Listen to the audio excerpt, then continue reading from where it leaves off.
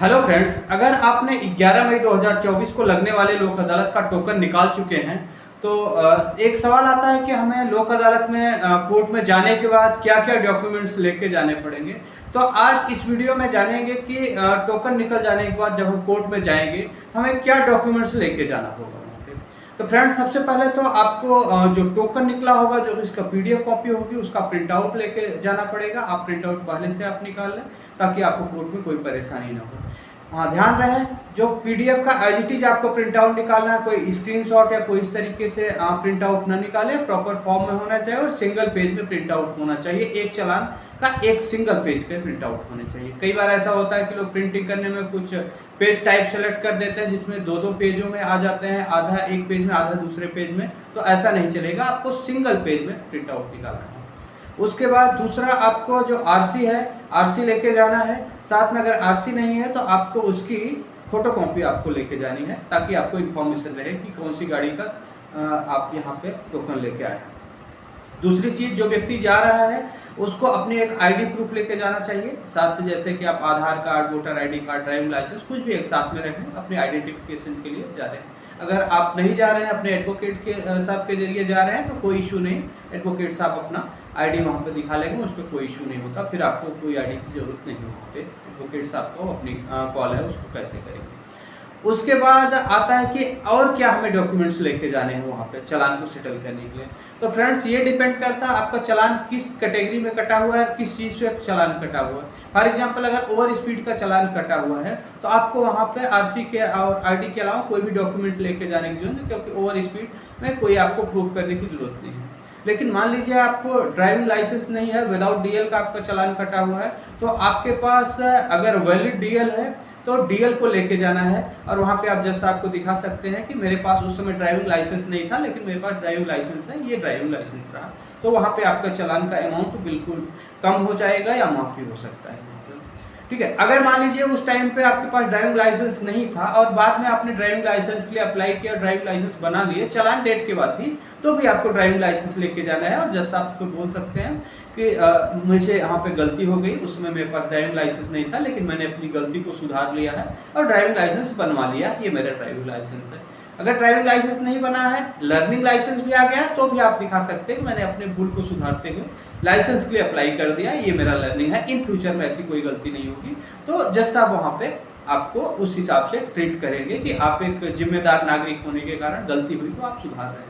दूसरी चीज़, अगर आपका पॉल्यूशन नहीं था उस टाइम पे तो आप उसके बाद पॉल्यूशन जरूर कराएं और जज साहब को जाके रिक्वेस्ट कर लें, उस समय मुझसे ये भूल हो गई थी, पॉल्यूशन सर्टिफिकेट नहीं था लेकिन मैंने सेम डे या अगले डे या आज मैंने, ये मेरे पास पॉल्यूशन सर्टिफिकेट है। अगर इसके अलावा अगर इंश्योरेंस का इशू है, इंश्योरेंस आपके पास नहीं था तो आप इंश्योरेंस जरूर करवाएं वहाँ पे, और इंश्योरेंस था तो आप पुराने बैक डेट का इंश्योरेंस ले जाके दिखाएं कि ये मेरा इंश्योरेंस था, फिर भी इंश्योरेंस के लिए चालान कटा हुआ है यहाँ पे। लेकिन अगर इंश्योरेंस नहीं था तो कोशिश करिए कि आप इंश्योरेंस जरूर करवाएं और कराने का प्रूफ लेके जाएं कि इंश्योरेंस उस टाइम पर नहीं था लेकिन मैंने अपने भूल को सुधार लिया है और फ्यूचर इस चीज़ों का ध्यान रखूंगा, और अपने इंश्योरेंस की कॉपी आप जरूर वहाँ पे दिखाएं।